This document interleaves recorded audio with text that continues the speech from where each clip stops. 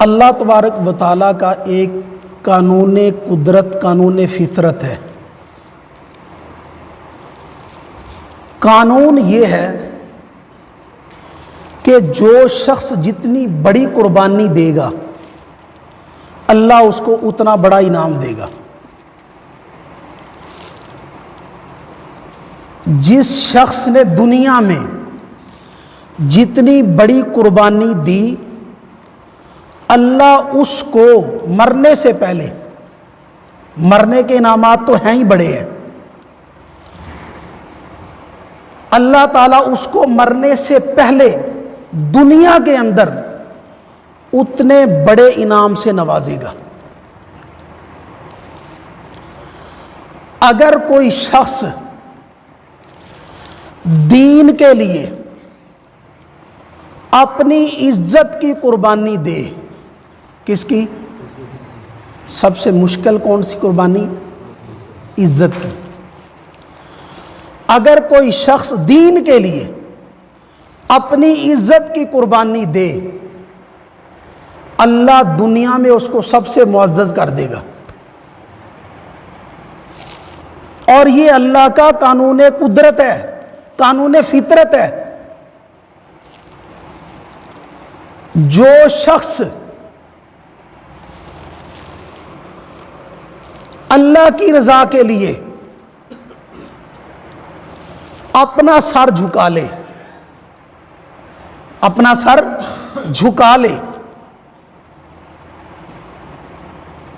جھگڑا تھا اور وہ حق پر تھا، پھر بھی اس نے سر جھکا لیا کہ میں لڑنا نہیں چاہتا، میں رشتہ داری توڑنا نہیں چاہتا، اس وجہ سے اس نے اپنا سر جھکایا اور کہا میں راضی ہوں، اللہ تعالیٰ انشاءاللہ اس کو ضرور عزت دے گا۔ اور اس پر میں آپ کو حدیث سناؤں گا، قرآنی واقعات۔ کیا کہا؟ اگر کسی شخص نے دین کے لیے اپنی عزت کی قربانی دی اللہ اس کو سب سے زیادہ معزز بنا کر اٹھائے گا، اور اگر کسی شخص نے اللہ کی رضا کے لیے قربانی دی کہ اپنا سر جھکا لیا اور جھگڑا چھوڑ دیا باوجود حق پر ہوتے ہوئے، اللہ تعالیٰ اس کو ضرور معزز بنائے گا، اللہ اس کو ضرور عزت عطا کرے گا۔ اگرچہ وقتی اس کو ضرر ضرور نظر آئے گا، وقتی نقصان ضرور ہوگا، ہو سکتا ہے وقتی طور پر لوگ اس کو اچھا نہ سمجھیں، لیکن نتیجتاً اللہ اس میں اس کے لیے عزت رکھ دے گا۔ جو شخص اللہ کی رضا کی خاطر، تیسری بات، اللہ کی رضا کی خاطر حرام چھوڑ دے گا، کیا چھوڑے گا؟ حرام، اللہ اس کو ضرور رزق کثیر عطا فرمائے گا، اور اس کی 7 نسلوں کو اللہ تنگی نہیں آنے دے گا۔ وہ اس کی پچھلی نسلیں بھی اللہ ان کو تنگی نہیں آنے دے گا۔ جو قربانی دے گا حرام اس کو ملتا ہے، لیکن وہ کہتا نہیں میں نے نہیں کھانا، میں نے اپنی اولاد کو نہیں کھلانا، اللہ اس کو ضرور رزق کثیر سے نوازے گا، اور اس کو نہیں، اس کی نسلوں کو اللہ اس کی نسلوں سے غربت اٹھا دے گا۔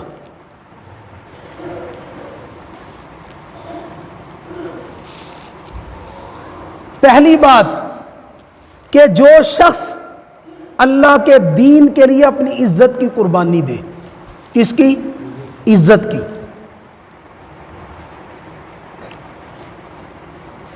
جناب رسول اللہ صلی اللہ علیہ وسلم سب سے بڑی آئیڈیل شخصیت ہے ہمارے لیے،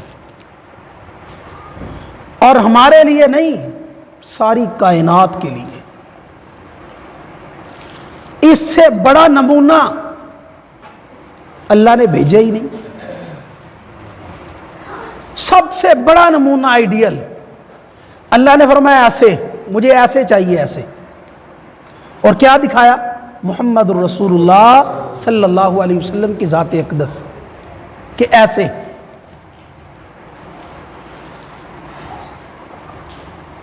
جناب رسول اللہ صلی اللہ علیہ وسلم جب آپ نے نبوت کا دعویٰ کیا، نبوت کا، ذرا آپ میری طرف توجہ کریں، نبوت کا دعویٰ کیا، سب سے پہلی دعوت کن کو دی تھی؟ توجہ رکھنی ہے. پہلی دعوت رشتہ داروں کو. اللہ نے فرمایا تھا وَأَنذِرْ عَشِيرَتَكَ الْأَقْرَبِينَ. پہلی دعوت کس کو دی ہے؟ رشتہ داروں کو. جب آپ نے اپنے رشتہ داروں کو بلایا، سب کو اکٹھا کیا، اکٹھا کرنے کے بعد آپ نے جب ان کو دعوت دی دین کی، اپنی نہیں، کس کی دعوت تھی؟ دین کی، اللہ کی توحید کی. تو اپنے جو رشتہ دار تھے قریبی، سگے چچا تک، کیا کیا انہوں نے؟ آپ کے ساتھ نہیں ہوا،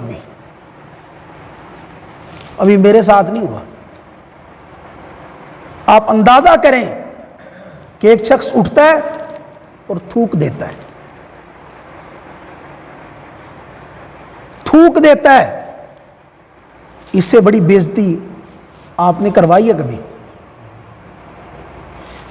آپ کے کسی رشتہ دار نے غصے میں آ کر آپ کے منہ پر تھوکا ہو،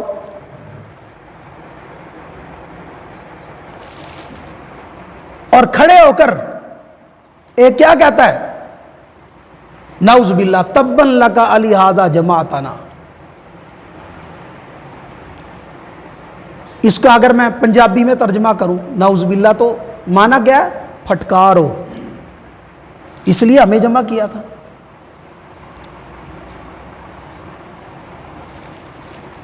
پھر جس کے منہ پر جو آیا اس نے وہ کہا اور اٹھ کر چلا گیا.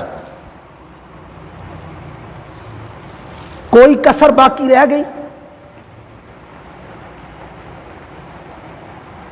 لیکن جناب رسول اللہ، سب کہیں صلی اللہ علیہ وسلم، نے یہ کیوں برداشت کیا؟ کوئی ذاتی مسئلہ تھا آپ کا؟ عزت پر حرف آیا، عزت پر. اور ذات اور شخصیت وہ ہے جس کی عزت معاشرے میں مانی ہوئی ہے،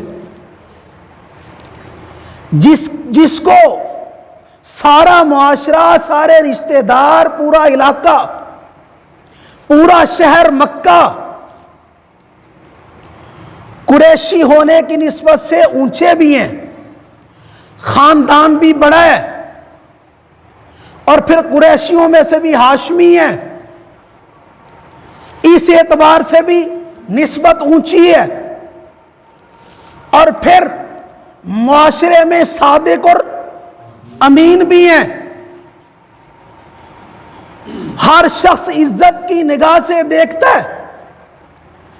آپ اندازہ کریں، عزت شرافت اتنی ہے کہ آپ نے ابھی نبوت کا دعویٰ نہیں کیا تھا، انہوں نے بیت اللہ تعمیر کیا دوبارہ، اور تعمیر کرنے کے بعد حجر اسود کو دوبارہ اس کے مقام پر رکھنا تھا۔ اس پہ قبائل میں لڑائی ہو گئی، باوجود مشرک ہونے کے وہ یہ سمجھتے تھے کہ یہ بہت بڑا اعزاز ہے، یہ بہت بڑا اعزاز ہے، میرے خاندان کو ملنا چاہیے، مجھے ملنا چاہیے، ہم اٹھائیں گے اور اٹھا کر اس کو اس کی جگہ پر رکھیں گے، پیچھے آنے والی نسلیں ہمیں اچھے لفظوں سے یاد کریں گی کہ یہ ہمارے بڑوں نے نسب کیا تھا یہاں پر۔ اس پر لڑائی گتھم گتھا، یہاں تک بات آ گئی کہ خون کے اندر انہوں نے ہاتھ ڈبوئے۔ کیا مطلب تھا؟ کہ اس کے پیچھے ہم قتل ہو جائیں گے، قتل کر دیں گے۔ لیکن یہ عزت اور شرافت کون حاصل کرے گا؟ ہر شخص کہتا تھا ہم حاصل کریں گے، میرے خاندان کو ملنی چاہیے۔ بالآخر ان کے ایک بزرگ خاندان کے، انہوں نے جب یہ معاملہ دیکھا، اللہ سب میں ایسے بزرگ رکھے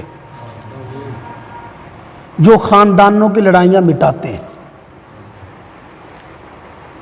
اور یاد رکھیں میری بات، جو لوگ اپنے قبیلے کے معزز فرد کو نیچے گرانے کی کوشش کرتا ہے، وہ واقعی نیچے گرا ہوا انسان ہے، اس سے نچلا انسان ہے ہی نہیں ہے کوئی۔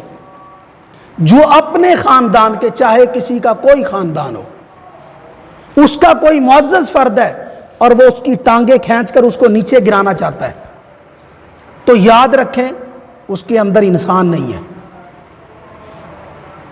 اس کے اندر انسان نہیں ہے اس کے اندر۔ تو قریش کے ایک معزز شخص نے، جو باریش تھے، بزرگ تھے، انہوں نے سب کو اکٹھا کیا اور اکٹھا کر کے کہا، لڑتے کیوں؟ یہ کیا کرنے لگے ہو؟ اس پہ ایک دوسرے کو مارو گے؟ قتل و قتال کرو گے؟ یوں کرو، کوئی ثالث، کوئی حکم، کوئی شخص مقرر کر لو، بیٹھ کر کوئی فیصلہ کر لو جس پر سب متفق ہو جاؤ۔